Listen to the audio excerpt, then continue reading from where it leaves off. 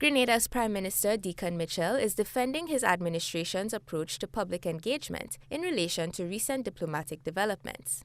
His comments follow a series of pronouncements from the United States, the most recent being a pause on immigrant visa processing for 75 countries, including Grenada. In light of these developments, some opposition figures have called for greater transparency from the government. However, the Prime Minister maintained that Grenada will continue to offer measured responses via the appropriate diplomatic channels rather than in public. Although some U.S. policies have been recently communicated through the media or social networks, he explained that the government must first seek official confirmation before responding, especially publicly. Oftentimes what I see is that you see something on Truth Social, or you see something on Fox News, or you see something on somebody, and everybody's commenting.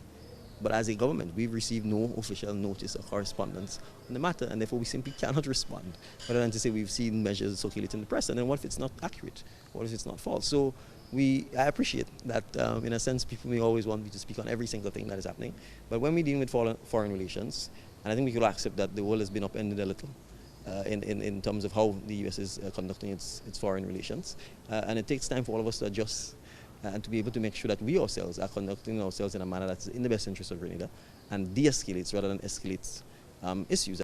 The Prime Minister remains confident that Grenadians who comply with U.S. laws have not experienced immigration-related issues when visiting or residing in the U.S.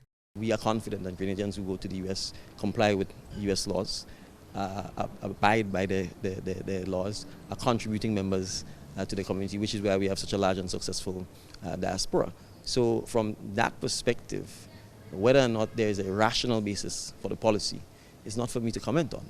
He said the government will engage the public when it has substantive information to communicate, while reassuring the public that the government will continue its diplomatic efforts to advocate for the people of Grenada. The Prime Minister asserted that public interest and public information do not always align. If the United States pursues policies that we don't think is in the best interest of the government and people of Grenada, the way to communicate that is through diplomatic channels.